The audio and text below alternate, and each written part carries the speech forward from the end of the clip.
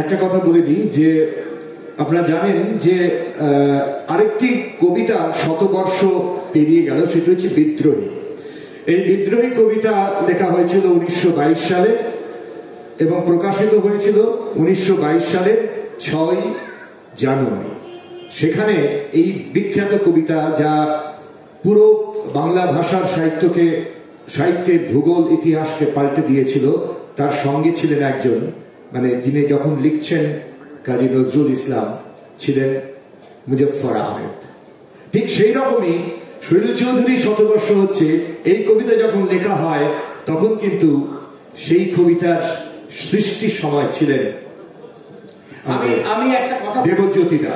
আমি একটা কথা, এইটা হচ্ছে বিষয়। সুভাষ মুখোপাধ্যায় বলতেন, সুভাষ মুখোপাধ্যায় একটা কথা বলতেন যে কবি Subhash Mukhopadhyay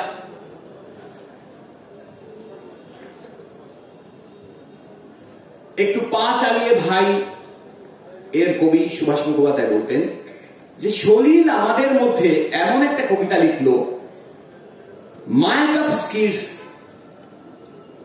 cloud in a trouser কবিতার সমকক্ষ একটা কবিতা লিখেছিল। অহল্যাকে বেয়োনেট দিয়ে মারা হল তেভাগা কৃষক আন্দোলনে। অহল্যাকে বেয়োনেট দিয়ে মারা হয়েছিল। আমি কি সম্পূর্ণটা পড়বো না মাঝখান থেকে পড়বো? পুরোটা পড়বো? আচ্ছা পুরোটা পড়ি, সময় লাগবে কিন্তু একটু। হ্যাঁ ঠিক আছে, শুনবেন আপনারা? হাত অনেক কম উঠছে, তাহলে আমি ছোট করে দেবো। ছোট করে দেবো? না না বলুন, আমরা করে দিলে আমি বলে এমন ভাবে বলে দিতে পারবো, আমি ছোট করলেও আপনারা বুঝতে পারবেন। পাষাণী অহল্যা ও যত রাজপথ, কান পেতে কি আমার আগমনী শোনো? আমিও তো কান পাতি, আঘাত বিদীর্ণ সিক্ত শত ক্ষত মুখে।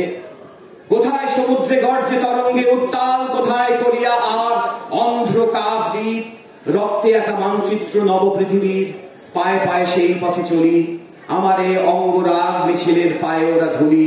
আমারে কর্মকার মন ক্রমাগত শ্বাস টেনে হাপড়ের মতো জেলে রাখে চেতনা আগুন। হৃদয় পিণ্ডের ঘায়ে তপ্ত লাল ইস্পাতের শপথ সানায়। তবু ওগো অহল্যা আমায় কোথায় বসাবো বলো তুমি ফিরে এলে? আমার কুটিরে আর জ্বলে না তো আলো, ভাঙা ছাদ টলমল, বৃষ্টি এসে পড়ে। স্তূপাকার ভগ্ন আসা আবর্জনা রাশি, পর গাছা সরীসৃপ ভয়ানক কুটিল। বাসা বেঁধে আছে যেথা একদিন ছিল প্রিয়ার চোখের মায়া, শিশুদের হাসি। অহল্যা আমার শোনো, আমারও তো শান্তি নেই। আমার বুকের দুর্গে করে আক্রমণ ফ্যাসিস্ট দস্যুর মতো যক্ষা বীজ এসে। তবু আমি প্রাণপণে টেনে যাই শ্বাস। আমার বিশ্বাস জানি রক্তকণিকেরা লাল ফৌজের মতো দুর্জয় সুনিশ্চিত আবার দখল নিয়ে দেবে প্রত্যাঘাত অমর স্তালিনগ্রাদ। আবার আমারই বুকে ফিরে পাবো আমি। মিছিলে মিলেছি কেননা বুকের কলজের সাথে হাড় পাঁজরেরা মিছিলে গিয়েছে কবে একদিন জীবনের সন্ধানে। মিছিলে মিলেছি কেননা আমরা স্তন্য না পেয়ে মায়েদের বুকে বোবা শিশুদের আর্তনাদের বাংময় ভাষা শুনেছি। মিছিলে মিলেছি কেননা আমরা ফিরে পেতে চাই আমাদের যত হৃত যৌবন, স্বপ্নকে নিয়ে চলাই যন্ত্রে মধ্যের বিলাসিতা। কেননা দেশের যত ঘর বাড়ি, কল কারখানা, ধানের খামার, মাঠ ঘাট পথ ফিরে পেতে চায় তাদের জন্মদাতা।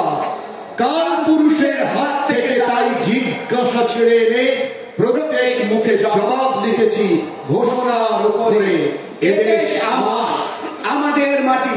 এদেশে যেখানে যত কিছু খাঁটি, আমাদের কল কারখানা আর আমাদের নদী খনি ও পাহাড়, আমাদেরই ভরা সোনার খাবার, আমাদেরই ভাই, আমাদেরই বোন, আমরাই যারা খাঁটি।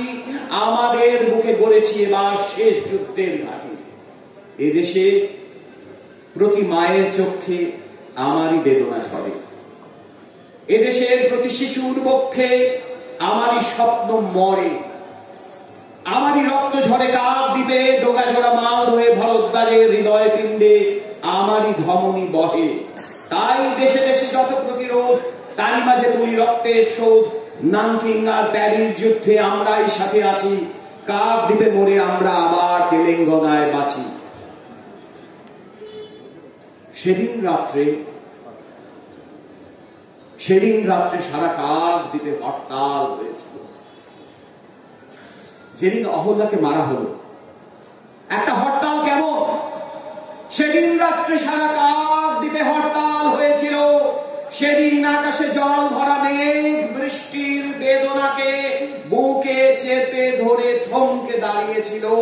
এই পৃথিবীর আলো বাতাসের অধিকার পেয়ে পায়নি যে শিশু জন্মের ছাড়পত্র, তারই দাবি নিয়ে সেদিন রাত্রে সারা কাক দ্বীপে কোনো গাছে কোনো কুড়িরা ফোটেনি, কোনো অঙ্কুর মাথাও তোলেনি। প্রজাপতি যত আরো একদিন গুটি পোকা হয়েছিল। সেদিন রাত্রে সারা কাক দ্বীপে হরতাল হয়েছিল। গ্রামনগর মাঠপথার বন্দরে তৈরি হও, তৈরি হয়ে জলনিধি চিরবাধার তৈরি হও। কার বাছার জোটে নিদুর শুকনো মুখ তৈরি হও। ঘরে ঘরে ডাক পাঠাই তৈরি হও, জোট বাঁধো। মাঠে কিষান কালে মজুর নওজোয়ান জোট বাঁধো।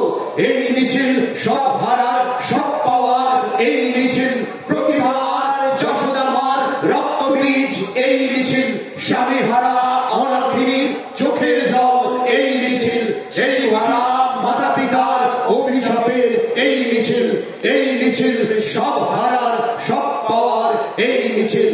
হও শামিল, হও শামিল, হও শামিল, হও শামিল, হও শামিল, হও শামিল।